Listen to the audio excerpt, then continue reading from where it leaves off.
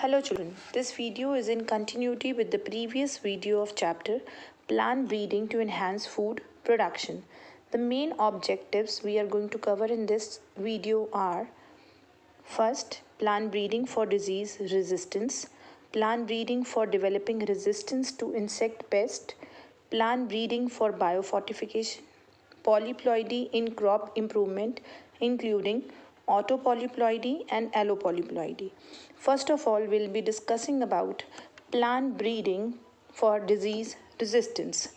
Crop plants are attacked by a number of fungal, bacterial, and viral pathogens. Pathogens are the disease causing microorganisms. They affect the yield considerably. The damage caused by them could be to the extent of 50 to 70% or sometimes even total. Hence, it is important to develop the varieties that are resistant to diseases. The resistant varieties help to increase the food production. It also helps to reduce the dependence on the use of fungicides and bactericides. So, what is resistance? The resistance of the host plant is the ability to prevent the pathogen from causing disease and is determined by the genetic constitution of the host plant. Before breeding is undertaken, it is important to know the following factors that control development of a disease. The various factors are: first of all, genotype of host. Genotype is the genetic constitution of an organism for a particular character. Second is genotype of pathogen. Pathogen means the organism which is going to cause disease. And third important factor is the environmental factors and the mode of transmission. So, what are the advantages of disease resistant varieties? Disease resistant varieties are the cheapest and hazard free means of controlling diseases. They are the only means of predictable control of diseases like wheat rust, viral diseases, etc. In the given picture, it is quite clear. The crop is wheat, variety Himgiri, and it is resistant to diseases like leaf and stripe rust, hill bunt. Second, if I give example of brassica, variety is Pusa swarnim, which is resistant to white rust, and so on. Talking about the various conventional breeding programs. Conventional breeding is often constrained by the availability of limited number of disease resistant genes that are present in various crop varieties and wild relatives. Hence, it becomes important to induce mutations in plants through various means and then screen the plant materials for resistant genes. Plants with these desirable genes can then be either multiplied directly or can be used for breeding. So, talking about mutation breeding. Mutation is the process by which the genetic variations are created through changes in the basic sequence within genes, resulting in the creation of a new character or trait not found in the parental type. Mutation breeding is the use of induced mutations in plant breeding techniques to develop improved crop varieties. So here in this picture, it is quite clear that mutation breeding, it results in alteration in the plant variety by changing the nucleotide sequence. So, what are the important steps in mutation breeding? In mutation breeding, usually the seeds are treated with a suitable mutagen. So, what are mutagen? These are the agents which cause mutation. It could be a physical mutagen or a chemical mutagen. Then treated seeds are grown in the fields to get the crop. Crop is self-pollinated and the progeny or the seeds obtained are grown in the new crop season. Plants are carefully observed to identify and select the mutations of interest. Plants with desirable traits or desirable mutant line are isolated and may be released as a new variety. There are over 200 varieties in India that have been developed by mutation breeding. So here are few examples. First, in mung bean, resistance to yellow mosaic virus and powdery mildew were induced by mutations. Second, resistance to yellow mosaic virus in Abelmoschus esculentus was transferred from a wild species and resulted in a new variety. So next, plant breeding for developing resistance to insect pest. Apart from bacterial, fungal and viral diseases, crops are damaged by a large number of insect pests. The insect resistance in crop plants may be due to morphological, biochemical or physiological characteristics. The various examples are hairy leaves of number of plants are associated with resistance to insect pest, for example, resistance to cereal leaf beetle in wheat plant. High aspartic acid, low nitrogen and sugar content in maize plant leads to resistance from maize stem borers. Next, we'll be talking about what are the advantages of disease and insect resistant varieties. Diseases and insects cause a lot of damage to crops and are responsible for reducing the yield of crop tremendously. The development of disease and insect resistant varieties is expected to minimize the use of chemicals for their control. Chemicals cause pollution, hence their less use is expected to reduce pollution also. This improved disease and insect resistant varieties will increase the crop yield and enhance the quality of food. Next, we'll be talking about plant breeding for biofortification. In this world, more than 840 million people do not have adequate food to meet their daily food and nutritional requirements.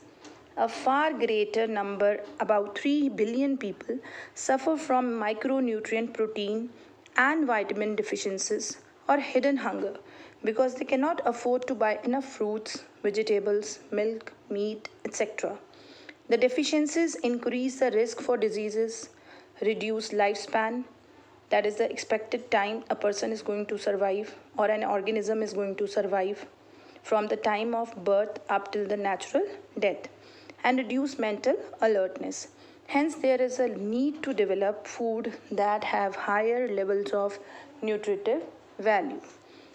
So, talking about biofortification, it refers to breeding crop with higher levels of vitamins and minerals or higher protein and healthier fats. The aim is to improve public health. Good quality crop is the one that contains adequate quality and quantity of nutrients like carbohydrates, proteins, and oils. It should also be free from anti-nutritional factors. Some of the desired nutritional qualities in crops for biofortification include protein quality. So we already know that proteins are made up of amino acids, and most proteins are made up of 20 amino acids. Out of 20 amino acids, 12 can be made by the body, but the rest 8 need to be provided through the food. These 8 amino acids that cannot be synthesized by body and must be present in food are called essential amino acids. All proteins do not contain the same amino acids. If I take example, here we can cite example of cereal protein. Maize is deficient in lysine. Talking about pulse protein, beans. They are deficient in sulfur containing amino acids like methionine and cysteine. Next, we are going to talk about oil content and quality. So our body needs fatty acids, and these are derived from the oils that we use for cooking our food, which include saturated or unsaturated fats. Talking about saturated fatty acids, they increase the blood cholesterol level, hence are not desired for good human health. Unsaturated, especially polyunsaturated fatty acids, are beneficial and desired in the food. Next is vitamin content. So talking about this, vitamins like A, B, B2, C, E and K are desirable. Last, micronutrients and mineral content. The crops rich in essential micronutrients like iron, iodine and zinc are desirable. So some of the examples of biofortification in improving the quality are In year 2000, a number of crops with enhanced nutritional quality were developed. New maize hybrids developed had twice the amount of amino acids, lysine and tryptophan as compared to the existing maize hybrids. Golden rice, rich in vitamin A, has been developed also. Iron fortified rice variety contains 5 times more iron than present in normally consumed rice variety.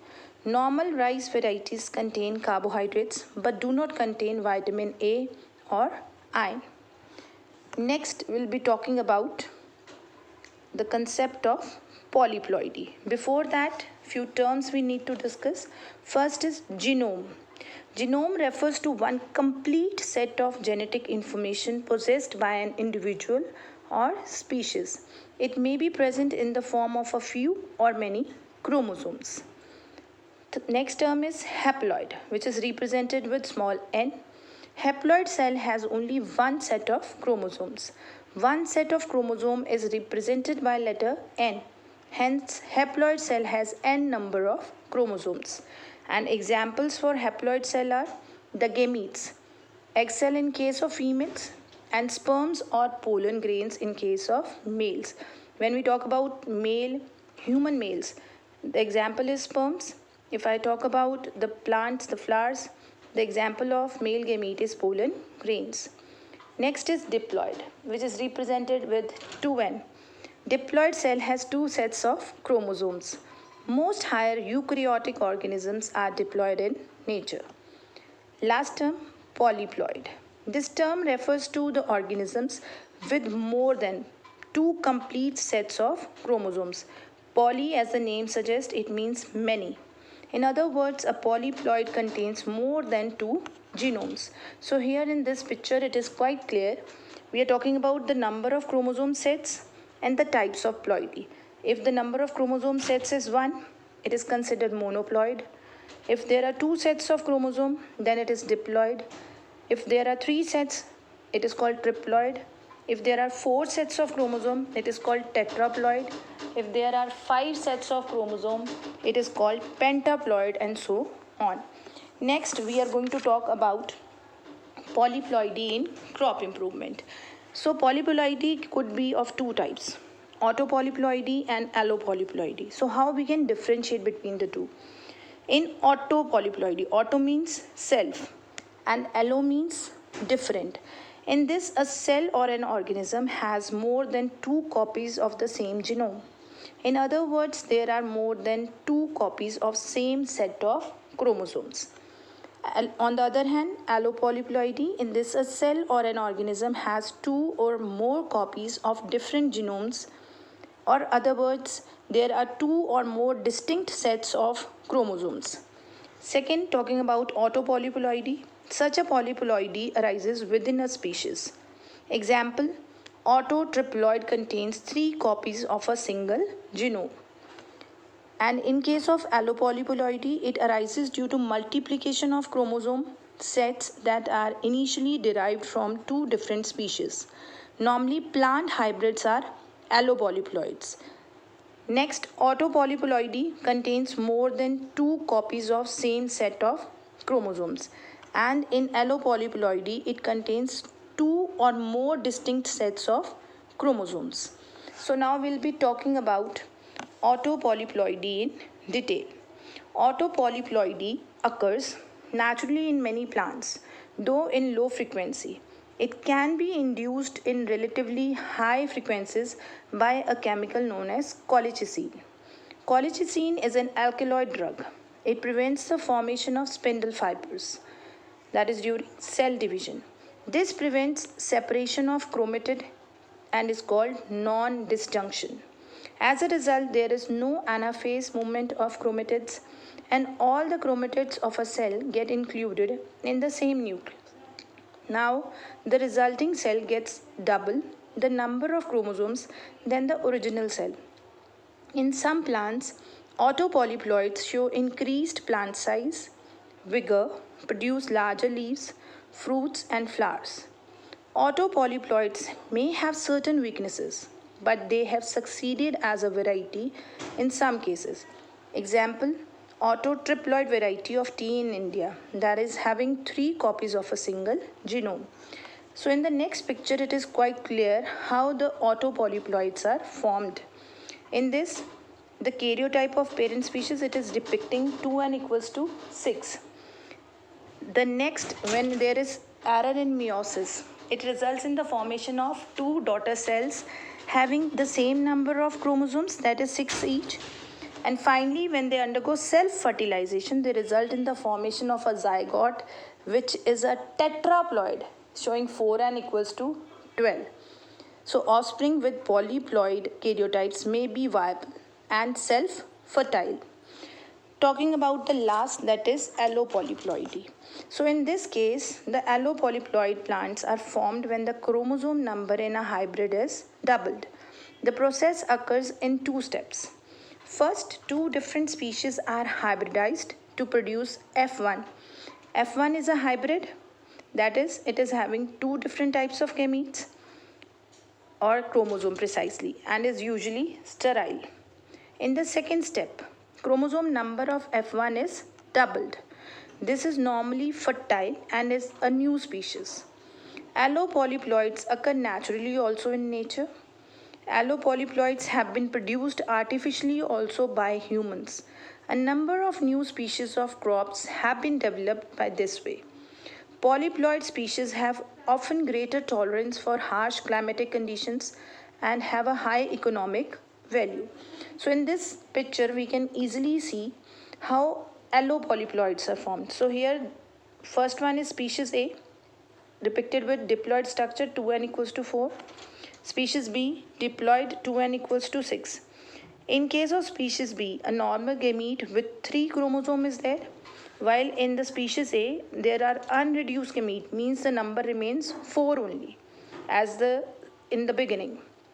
Now the hybrid is formed, which is having 7 number of chromosomes. Again, it is allowed to produce gametes. The first one, that is species B, is having normal gamete, that is n equals to 3. But the hybrid one, the unreduced gamete, is having 7 chromosomes. When it undergoes fusion, it forms a diploid structure with 10 chromosomes. It is viable, fertile hybrid. So various examples which are included under allopolyploidy are, number 1 is a wheat variety, triticale. To produce triticale, first an allotetraploid wheat, Triticum turgidum, was hybridized with rye, that is Secale cereal, a diploid species. The result was a triploid hybrid, means the structure was 3n. Then the chromosome number of F1 hybrid was doubled to produce triticale, a hexaploid. So thank you and have a good day.